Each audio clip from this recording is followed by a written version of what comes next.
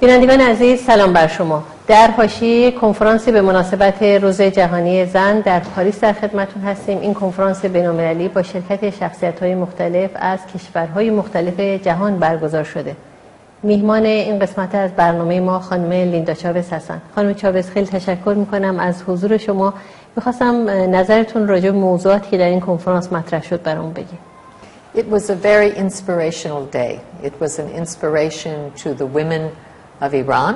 It was an inspiration to the women who are forced to be outside of Iran because they want freedom and they do not have it in Iran. It was an inspiration to all women, and it was an inspiration particularly because of Madame Rajavi. She, I think, is a leader to all women.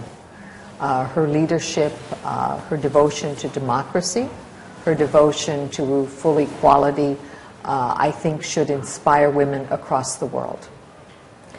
راجع به برنامه‌ای که خانم رجوی برای ایران فردا دادن، برنامه 10 ماده‌ای، به خصوص اونایی که برمیگرده به موضوع برابری زنان و مردان، نظر شما چیه؟ Well, it is clear that the people of Iran have suffered for more than 3 decades, and they suffered before that under the Shah. They have not known freedom for a very, very long time. And when you have a nation, you cannot have freedom of movement, freedom of choice of what to wear, whether to go to school, what career to pursue, for only half the population. You cannot deny the women who bring life into this world, who without whom we would have no future generation. You cannot deprive that part of the population their basic human rights.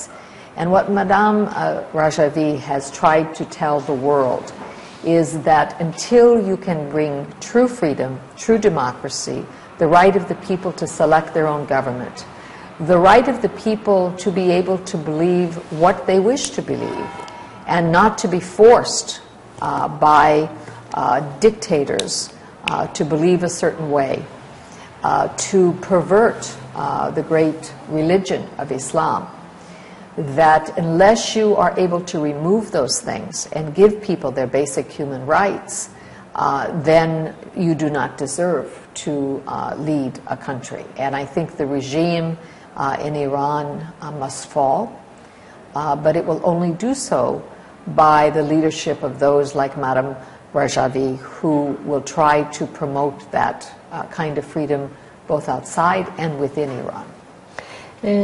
خانم چاوز، خواستم ازتون بپرسم در مورد 1000 زنی که در اشرف و لیبرتی هستن، با وجود همه تهدیدات و خطراتی که اونجا وجود داره، چه مسئولیتی جامعه بین‌المللی و آمریکا در قبال موقعیت اونها دارن؟ Well, first of all, the United Nations has appointed someone as the special envoy for the situation in Iraq for the refugees who were first at Camp Ashraf and now at Camp Liberty. And he has abrogated his duties. He is someone who has ignored the basic human rights violations that have gone on from day one. Once that rule of the camp was turned over to the Iraqi government, the people who were within the camp were in fact in danger. And we have seen 2 attacks that have killed people in Ashraf. And now we have seen a mortar attack in which 7 people died, in which 100 people were injured, 10 of them quite seriously. They lost limbs. This is unacceptable.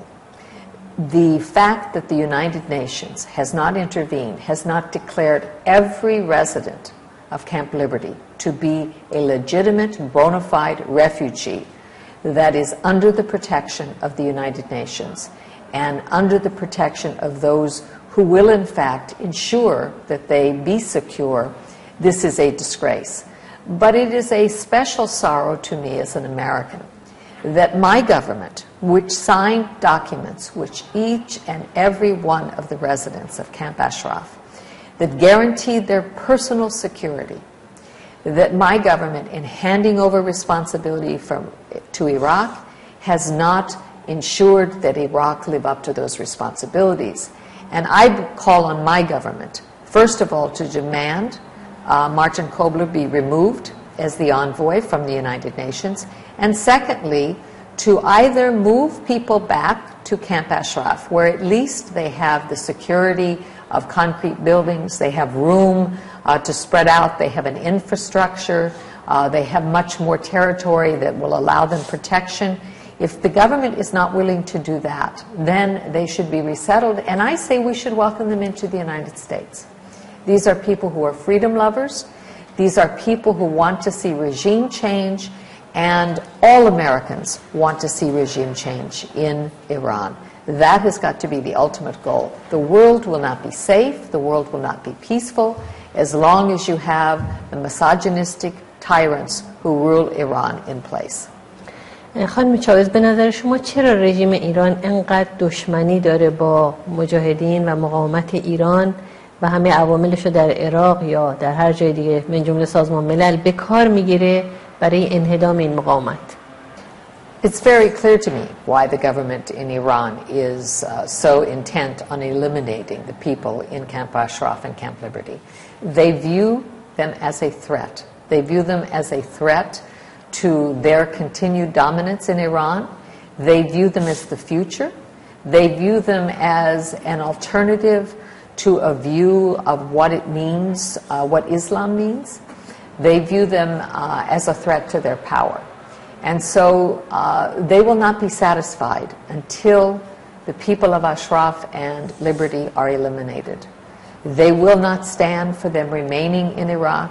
They will not stand for them being resettled. They want to see them all eliminated because they are a threat to the regime. And that is why it is incumbent on the United Nations and it is incumbent on the United States to give protection to those people. They stand for our values. They stand for what we believe in. And they stand against the mullahs. And it is our responsibility to protect the people of Liberty and Ashraf. شما حتما بدونید که در داخل ایران هم به شدت برخورد میکنه رژیم با هواداران مجاهدین و این مقاومت و با اعضای خانواده اشرفی ها، اعدام های مکرر، شکنجه یا کشته شدن زیر شکنجه. به نظر شما در مقابل این رژیم با همه این تهدیدات چه سیاستی باید جامعه جهانی و مشخصا آمریکا داشته باشه؟ Well, I think the international community has finally, after much pressure and much foot-dragging, begun to impose serious sanctions, economic sanctions, against Iran. But I'm not sure that is enough, because the problem is, particularly now that the United States has begun to engage in some talks about the limitation of the nuclear program in Iran, this gives legitimacy to the government in Iran. We should not be negotiating. It was the policy of the United States not to negotiate with terrorists. The regime in Iran are terrorists. They are terrorists against their own people. They are terrorists sponsoring terrorism throughout the world. They are terrorists against Americans. They have killed Americans. Blood of Americans is on their hands.